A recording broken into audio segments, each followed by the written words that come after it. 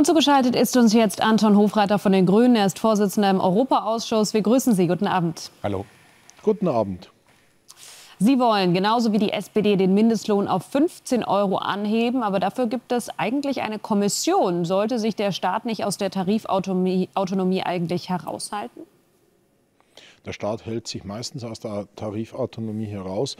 Bei der Kommission gibt es allerdings schon ein Problem sozusagen mit der Stärke der Arbeitnehmerseite. Und wir hatten halt die letzten Jahre wirklich außergewöhnliche Zeiten. Wir hatten einen Inflationsschock, insbesondere ausgelöst durch den Überfall Russlands auf die Ukraine. Und ich glaube, dem muss man Rechnung tragen. Nicht, auch wenn die Inflation inzwischen niedrig ist, die hohen Preise sind ja geblieben. Die Preise sind ja nicht niedriger geworden, sie steigen bloß nicht weiter. Und gerade Menschen mit niedrigen Einkommen trifft es halt hart. Außerdem wollen Sie die gesetzliche Rente um einen sogenannten BürgerInnenfonds ergänzen, der dann Mittel am Kapitalmarkt investiert. Haben Sie diesen Punkt letztlich bei der FDP abgeschrieben? Wir sind schon lange der Meinung, dass bei der Rente etwas passieren muss. Sie müssen sich vorstellen, dass wir inzwischen an die über 120 Milliarden, 127 Milliarden, glaube ich, im letzten Bundeshaushalt Zuschuss für die Rentenkasse zahlen müssen. Das ist ein ganz erheblicher Teil unseres Haushalts und deswegen muss da etwas passieren. Und wir arbeiten da schon länger dran. Und auf den ersten Blick wirkt da manches ähnlich, aber wir glauben, dass unser Modell besser finanziert ist am Ende und sicherer ist als wie der Vorschlag von der FDP. Aber dass da etwas passieren muss, da sind wir uns mit der FDP einig und das ist ja auch kein Weltuntergang. Der Bundeskanzler, der hat gestern im Bundestag einem Ex-Minister die charakterliche Eignung für ein Ministeramt abgesprochen und CDU-Chef Friedrich Merz die Verbreitung von Unwahrheiten vorgeworfen. Und das, obwohl Scholz ja eigentlich im Wahlkampf für sich den Slogan Respekt reklamiert hat, zeigt Olaf Scholz jetzt sein wahres Gesicht. Sie haben ihn ja schon ein paar Mal miterlebt in den vergangenen 3 Jahren.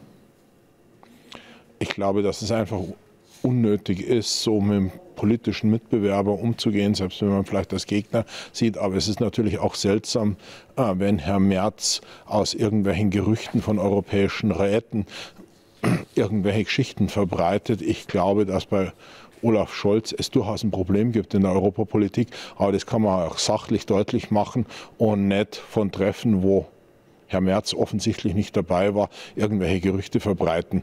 Ich glaube, das ist einfach insgesamt weder ein guter Stil von Olaf Scholz noch von Friedrich Merz gewesen in der Debatte.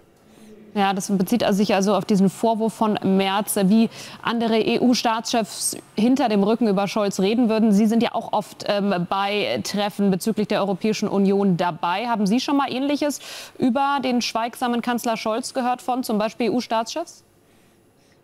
Was man einfach regelmäßig hört, ist, dass Deutschland oft nicht einig auftritt, dass die Leute die Führungsstärke Deutschlands vermissen, unter insbesondere des Kanzlers. Aber das ist einfach eine sachliche Auseinandersetzung. Und wenn Friedrich Merz deutlich gemacht hat, dass er sich mehr Führungsstärke des Kanzlers gewünscht hätte bei Investitionen in unsere Sicherheit, beim Umgang mit Russland, bei der Unterstützung der Ukraine, würde ich das voll und ganz unterstützen.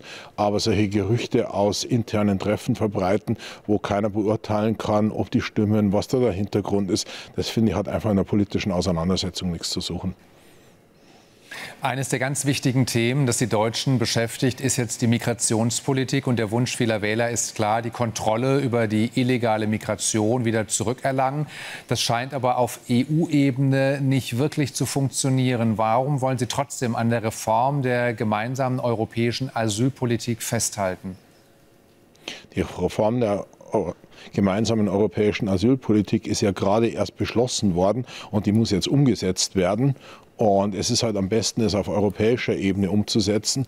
Wir sind als wirtschaftlich stärkstes Land innerhalb der Europäischen Union so abhängig wie kein anderes europäisches Land vom Funktionieren des Binnenmarktes. Und der Binnenmarkt funktioniert halt nur reibungslos, wenn wir einigermaßen offene Grenzen für Menschen und Güter innerhalb des Binnenmarktes haben. Und dafür müssen wir halt die Außengrenzen geklärt kriegen. Und das schaffen wir halt sozusagen nur auf europäischer Ebene. Nicht Deutschland hat keine einzige Außengrenze. Und deswegen ist allein aus ökonomischen Gründen es für uns geraten, dass wir da vernünftig mit unseren europäischen Partnern zusammenarbeiten.